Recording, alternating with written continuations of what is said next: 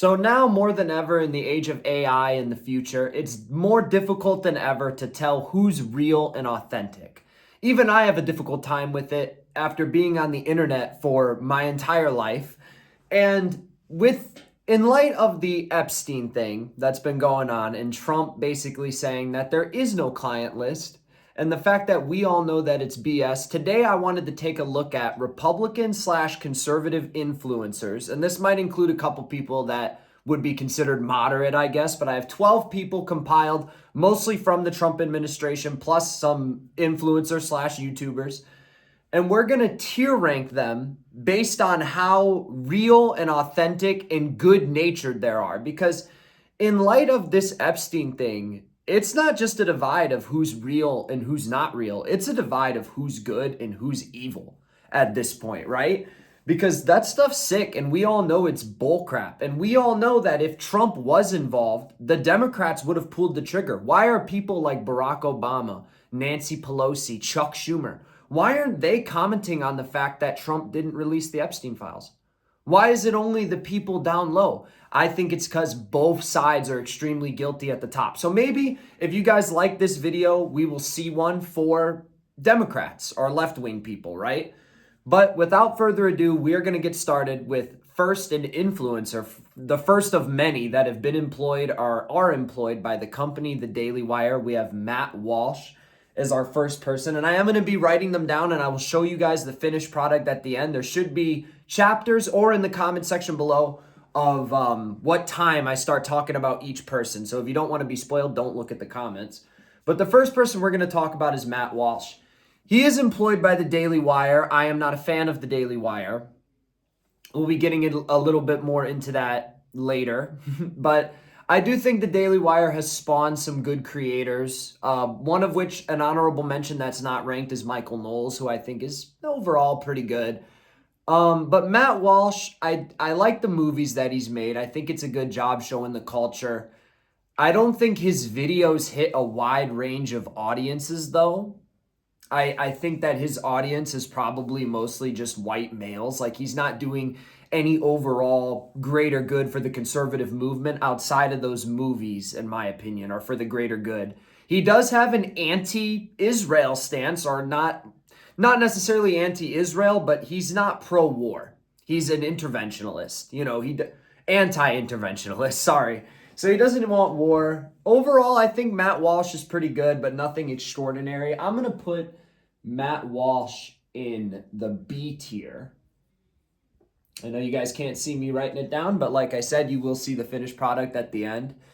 The next one is a politician. I'm going to shift gears a little bit. Is Ted Cruz. So recently, Ted Cruz he was on Piers Morgan a couple days ago, and he was awful on Piers Morgan. If you could get beat and have destiny look better than you from the left, then you're doing a terrible job. He also went on Tucker Carlson recently, was made an absolute fool of. He, didn't know the population of Iran, and he made it seem like Christians are supposed to worship the Israeli government. He didn't say no to that. And Ted Cruz, in my opinion, is a classic neocon. He's a typical Republican. And for that reason, I got to put Ted Cruz in F tier. Tell me any redeeming qualities about Ted Cruz. Like, at the end of the day, he's conservative. He's probably pro-Second Amendment, pro-First Amendment, right? But I think he's bought and corrupt. I think Ted Cruz would flip his views on a whim. There's going to be a few more people that we talk about later on that I think fit into that assessment as well, meaning that they'll flip their views wherever the money is or wherever they think the votes are. Democrats are not immune to that as well. Take note Obama being against gay marriage, and then all of a sudden now he's even for like transgender people. Like, people don't go through that dramatic of shifts, right? But Ted Cruz to me is that person on the right. He's a chameleon. Next one, we have RFK Jr., who's a little bit of a new member to the right. He's a Democrat. He has very differing stances from the conservative movement on abortion, among many other things. Maybe I shouldn't have said that word. That's going to get a little warning put underneath the video, but whatever. Who cares? RFK Jr. Now, I do think his vaccine stance is a little bit hardline. There are some things I agree with, like the HB vaccine, the one that recently just came out, and he said that it was the cause of a certain illness. I'm not trying to get this video hit by the SEO so hard, but I do agree with maybe that one. That one doesn't really make sense for children to me. There are some of the other ones, though, that I do think are necessary that he has come out in support of, like the MMR vaccine. He's come out in support of that in light of this epidemic that we seem to be having in southern Texas that I'm not hearing about anymore all of a sudden. I guess that left the vision, the mainstream media vision. But RFK Jr., he's doing it. I think he's overall a good force. I'm probably going to put RFK Jr. in the A category overall because I do think overall the work he's done while in power has been good. He's getting all these additives removed from the food. I'm constantly hearing about restaurants, removing seed oils, additives, artificial ingredients. Mainstream companies are even doing it now too. So I think that's mostly thanks to RFK Jr. and the rhetoric that he's passing. Just for the record, I am wearing pants. I keep doing this because the whiteboard's like right here. I'm going to try not to anymore. But next up, we have Tucker Carlson. As I mentioned earlier, he put the smackdown on Ted Cruz. And I think that's what makes Tucker Carlson good on the conservative movement. Tucker Carlson may be a little bit condescending, but I feel like that's mostly because he tends to be right. Even the left and CNN was posting that clip of him laying the smackdown on Ted Cruz. Recently, he just had an interview with the leader of Iran. He had the interview with the Russian Foreign Minister of Defense, I believe his name was Sergei Lavrov. I did a video on that. He's the only person getting these perspectives. He interviewed Putin. He's the only person getting these perspectives from the other side genuinely. He doesn't seem to just align with whatever Trump believes or whatever the conservative movement believes, and we'll get to Trump later, trust me. But I think Tucker might be S tier. In terms of the politicians and the influencers that we have, I think Tucker's S tier. I don't think Tucker on Fox was S tier. I think he was still controlled by the mainstream media. He's come out openly and said that he used to be for the Iraq war. Now he sees that the Iraqi war is just not, wasn't a good thing to do. It was built on lies. So I think Tucker Carlson, willing to admit your mistakes, being able to call out people on your own side and deviating from the party line, to me, that makes Tucker Carlson an S. Like I said, you don't necessarily have to agree with all these people's values. I'm sure if I sat down and had a conversation with Tucker, there would be a lot of things that I disagree with him about. But overall, I'm willing to disagree. That's the great thing about America. There's a lot of people on the left that I disagree with severely, like a lot. But I still respect these people, like Bernie Sanders, for example. Somebody on the left that I think is a good, prominent figure, but I have a lot of disagreements with. But we need both those sides to balance and run the country properly, right? So the next one we have is the exact opposite of Tucker Carlson. We have Ben Shapiro. So let's get into why I don't like the Daily Wire. So the Daily Wire fired, they parted ways with Brett Cooper, who, while we're talking about Brett Cooper, she's on the list as well, so we'll get to her as well. But Ben Shapiro and Jeremy Boring, I think, had a big hand to play in Brett Cooper leaving that company. This is all allegedly. I'm not speaking any fact. I don't know anything. But the whole video that Brett Cooper made when she left the company with the guest appearance from Jeremy Boring, and then the co-host Reagan Conrad, or her former maid of honor, taking over the show for her, is just, the whole situation's messy. It's very complicated, but that's part of the reason I don't like the Daily Wire. I also believe that they're kind of a Zionist corporation. They're pro-Israel. I think that's had to do with Candace Owens departing the Daily Wire, and we'll get into her later as well. But Ben Shapiro, in my opinion, is a shill. The whole thing with the Epstein list came out. We're deep in the video now, so I'll say it again. He basically came out and said, yeah, it's just a conspiracy. He did the same thing with the JFK files. The JFK files came out that the Trump administration supposedly released in their full entirety. And he's like, yeah, it's just a conspiracy. It makes, perfect sense. It's just a conspiracy. No definitive evidence. He's a dork. I think he does overall negative for the conservative side. Like before, I used to be like a diehard leftist. Like I voted for Biden in 2020. If I were to go back to the 2020 or 2024 election, I probably wouldn't vote at all, to be honest. Or vote independent. But I think that Ben is just an overall negative for the entire conservative movement. He shut people like me out. People like him make people not want to give the side a chance because his views are genuinely terrible, almost evil to a certain extent. If you think about some of the stuff that Israel does, it depends on your view of the whole thing.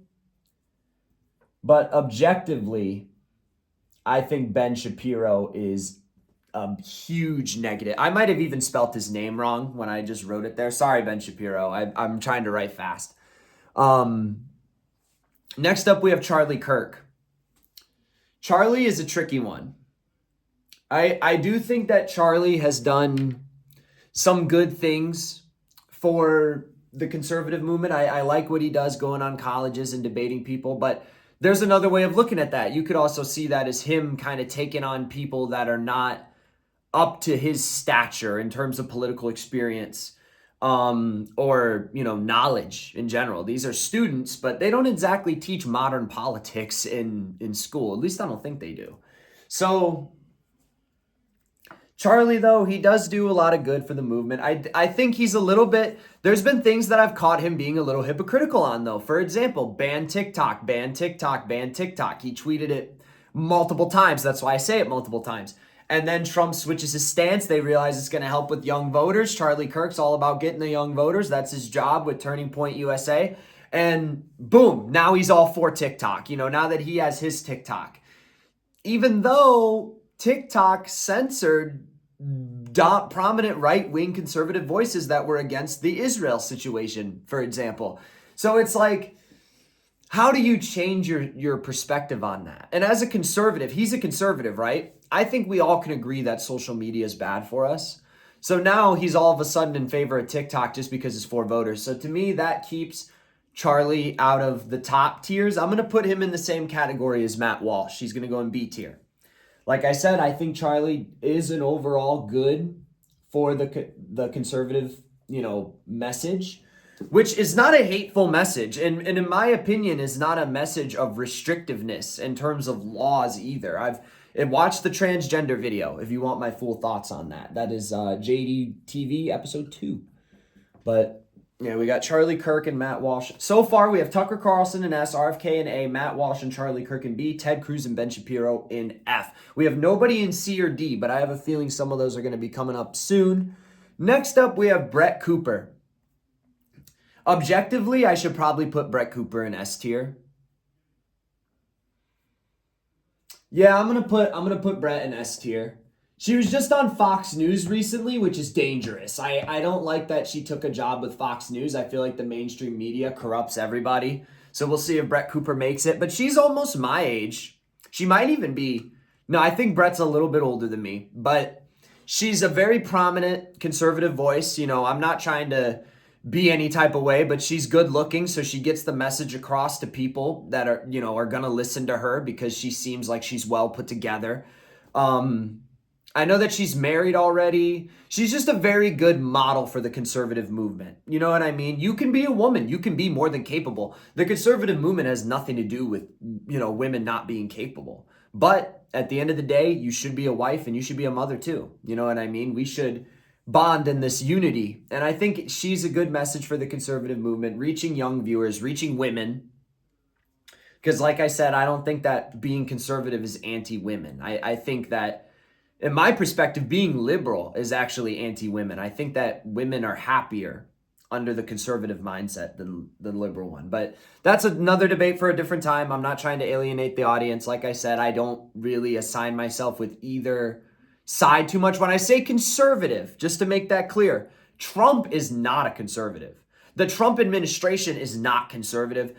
I would say the entire Republican Party as a whole is not conservative right now. Maybe I waited too long to say that, but oh well, it needed to be said. So next up, we have a more typical politician. We have Marco Rubio, Little Marco, one of Trump's best nicknames, admittedly. Where do we want to put Little Marco? Marco Rubio. I think he's a classic neocon. Obviously, right now he's Trump's Secretary of State. I don't really tend. I think he's an intelligent guy. I'll say that. I think Marco Rubio is probably rather intelligent, but I don't trust his nature. He's pro-war with Iran. He's pro-Israel. He's just a typical conservative neocon. Pro-war, and I think he's boring. Like, he's just boring. Like, people can be fucking boring, straight up. So Marco Rubio, he has some bad beliefs that I really disagree with. I think he's more intelligent. Like, Ben Shapiro comes across as snobbish intelligent. So that doesn't work in his favor for anybody who's going to say that. Like, I do think Ben is smart. He'd probably beat me in an IQ test. But that doesn't necessarily mean that he's a good person or has any redeeming qualities because he's smart. You can use your smart for evil as well as good. But yeah, Marco Rubio had the damn marker closed. Rubio, I'm going to put in D tier. He's our first D tier of the video. Next up, we have Candace Owens. So, Candace, former employee of the Daily Wire, she left because she left / got fired, I think is the public notion, allegedly because she had differing views from Ben Shapiro and Jeremy Boring, the Daily Wire Corporation as a whole, about the Israel-Gaza conflict. I remember one of her last videos on her former channel, which is now taken down, was an interview with Rabbi Barclay, where Rabbi Barclay talked down to her. Like, if the leftist in me, which is still there a little bit, that kind of took it as a little bit racist. This, like, old white man trying to lecture Candace Owens into this, pigeonhole where she has to believe this or she's anti-Semitic, and basically saying that in a way she could be like, self-hating or she's self-destructing. It's like,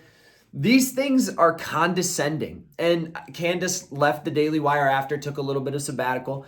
But once again, like Brett Cooper, she's young. She's older than Brett Cooper, though. I think she might be in her 30s. But she's young. She's an attractive look for the conservative movement, being a black woman. There's not that many, black women in the conservative movement. I feel mostly because the Democratic Party psyops people or tricks people. But Candace has really good viewpoints, in my opinion. You might not agree with them all. You might think that she's a little bit too right-wing, right? But at the end of the day, she calls out bullshit. She's for human life, right? She's against war. That's always a pro for me. And she's not afraid to call out Trump and his administration. She's not afraid to call out the leftists. She's not afraid to talk about, like, media and entertainment. So for me, Candace is another S tier. Like I said, you might consider her to be too far right. I don't know if I agree with her fully. She's gone on record saying that she's gotten no vaccinations for her children. I don't know if I agree with that necessarily. Like I said, it's a nuanced argument. I don't think it's all or nothing. I think some of them are good and probably a couple of them are bad. Most of them are good and probably a couple of them are bad, I should say.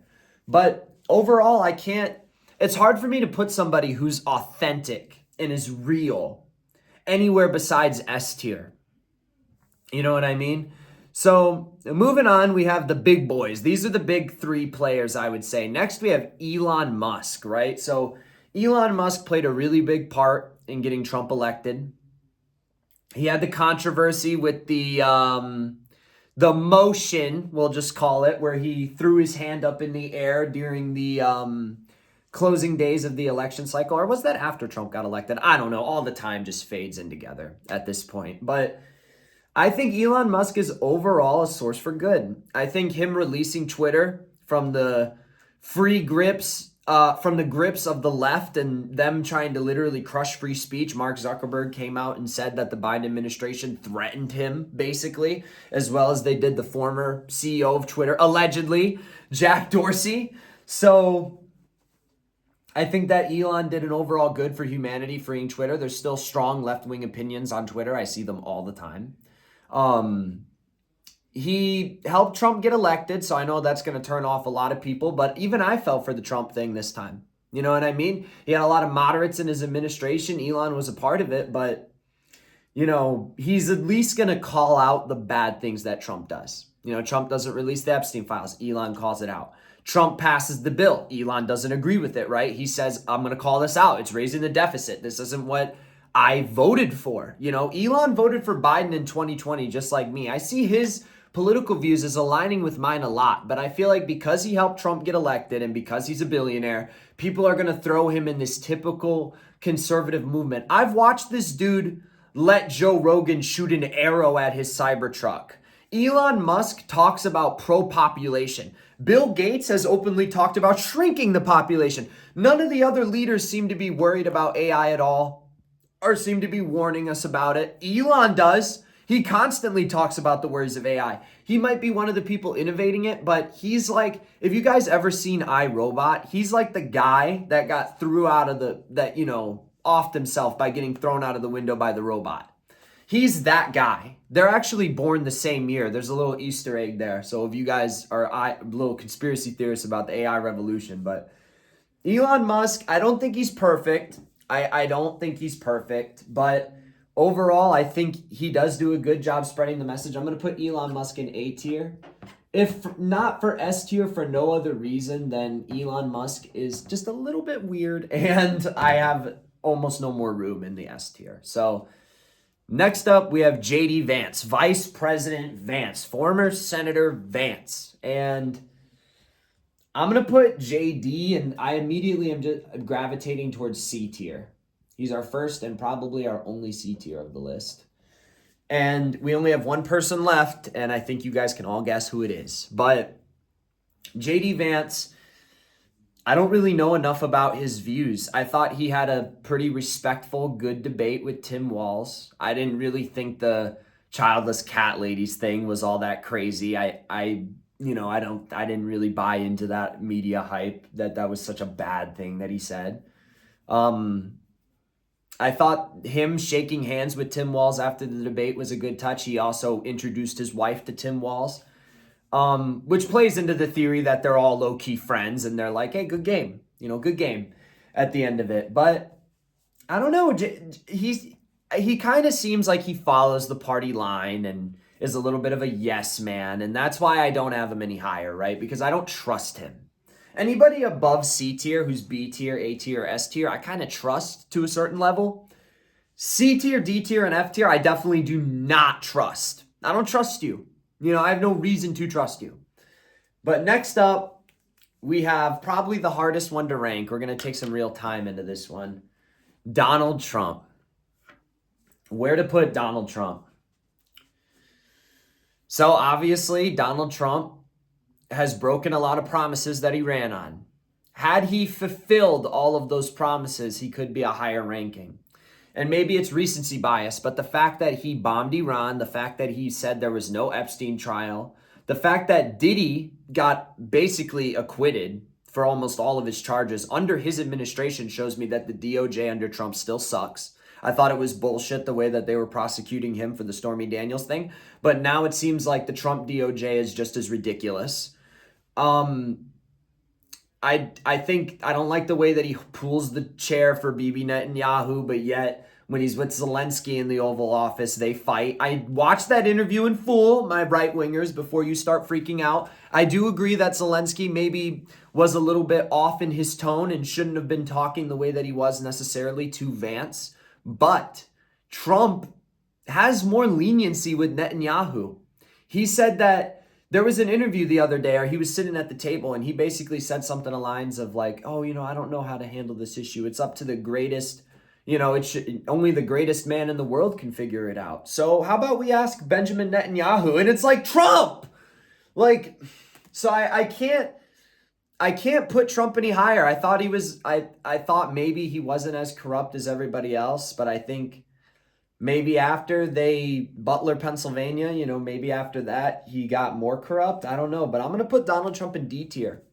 I can't put him in F because there are laws and things that he passes that I agree with.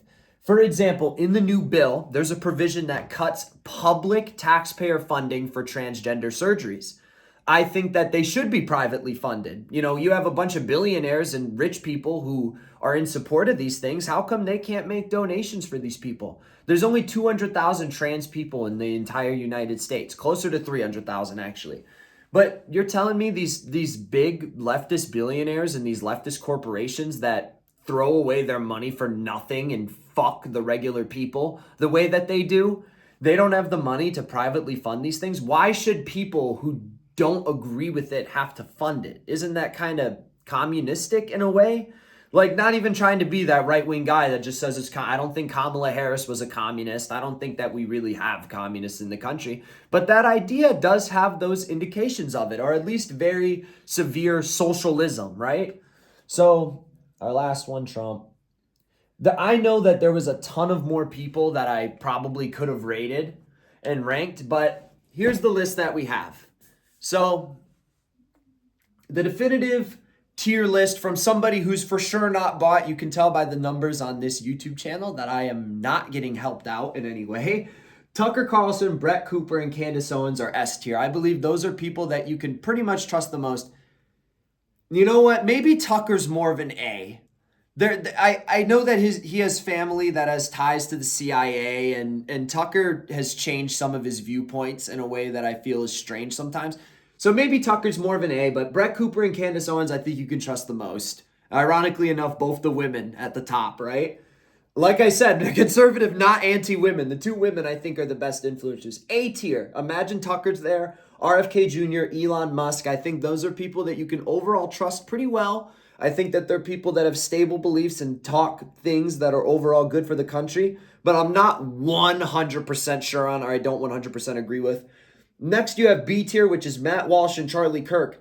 People who I think spread overall good in general, but people who I think could be owned.